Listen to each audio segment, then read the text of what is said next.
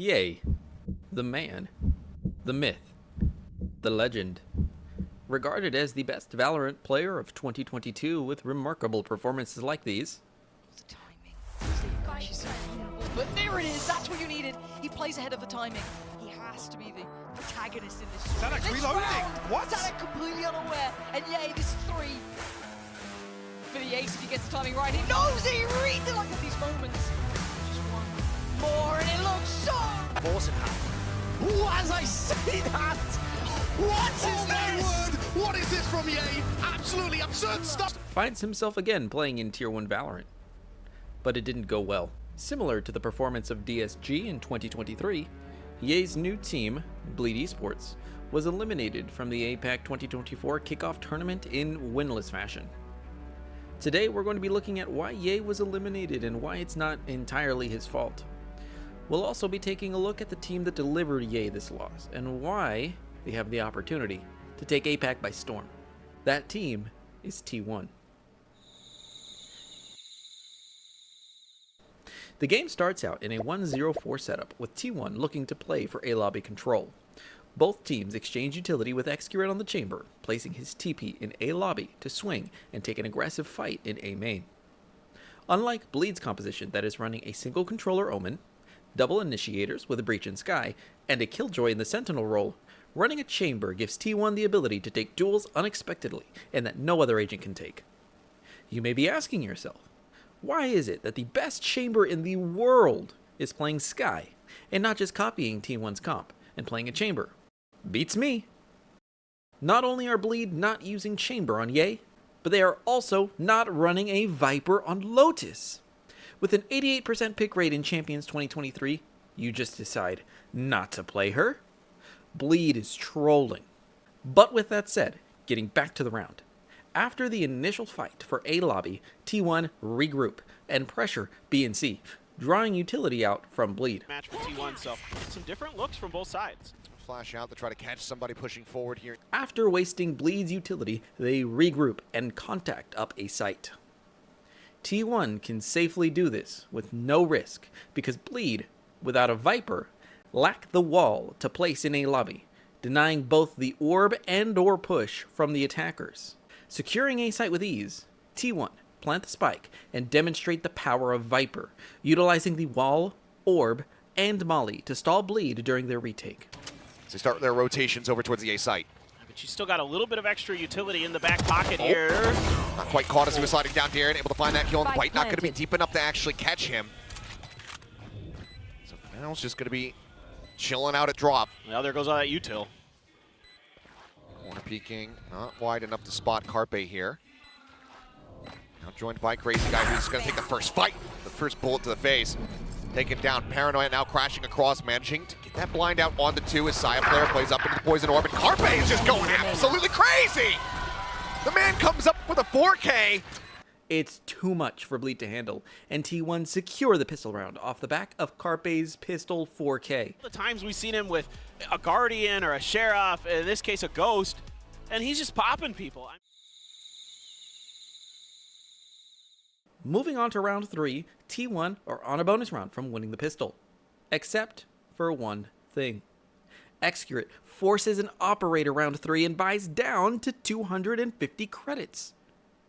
T1 start the round in a 3-1-1 with Fade, Raisin Chamber fighting to control C lobby, Omen holding outside B for any aggressive play by Bleed, and Viper towards A, denying information with her wall and orb. Bleed, on the other hand, are positioned in a 1-3-1 setup with KJ anchoring C, Sky, Breach, and Omen positioned on B, and Raze playing solo A. 3 on B? That's an interesting setup, you may say. Why, yes it is. Bleed are setting a trap for T1. The barriers drop. Ye uses Trailblazer to get information and hopes to find someone from T1 walking up B. But Itsu is too smart for that. Holding B from a passive angle, Itsu is able to break the Skydog, which triggers Bleed's trap. Breach uses Fault Line. Omen smokes. Itsu doesn't take the bait. He falls back safely to his team, and Bleed are left wandering and have just wasted their utility. Now, just imagine if instead of having Ye in a Skydog, you had him on Chamber. Simply Breach Flash into B main and let Ye utilize his excellent mechanics to get a quick kill with his headhunter and TP away. But again, what do I know? With B main in Bleed's control, T1 understand that before they hit a site, they have to make sure that a member of Bleed is not on an aggressive angle feeding information to their IGL crazy guy about the rotations. To do this, T1 do something most ranked players would consider an absolute throw. They smoke themselves off of C site. This smoke is actually big-brained. It has two purposes. First, it allows T1 to open the rotating door into B main without risk of being shot in the back from any member of Bleed that may be on C site. Secondly, it denies all information from Bleed as to whether T1 are using the door to rotate from C to B, or if they're using it to rotate from B to C. With no information, Crazy Guy rotates to the C site, falling right into T1's plan. With Bleed now in a 3-1-1 setup, T1 rotate back to A lobby to reclear the area once again and abuse the lack of Viper on Bleed's team comp. T1 find a pick on Darion and manage to control all of A lobby using only their Viper's utility, which is going to regenerate. This enables T1 to save all of their utility for the site execute. Fade Hunt comes in. Omen flashes backside. All of this utility lands on Scary Guy, effectively separating him from Ye and allowing T1 to overwhelm the site. The first time, Ye now trying to take that first fight, spots it, but Izu somehow pivots and gets the headshot. The Guardian taking him down, and Izu claims another. 10 seconds remaining, Spike being planted, but 5 members strong, and Bleed have to scatter to the hills. Ye has an opportunity to get a kill, but whiffs, and the round is over. Left in a 2v5 scenario, the remaining members of Bleed are forced to save their guns, and T1 secure the third round of the match on a bonus. Moving to the defensive half now for T1, the score is 6-11 in favor of T1. Off the back of a Bleed round win, T1 are forced to save, with only a rifle on their chamber.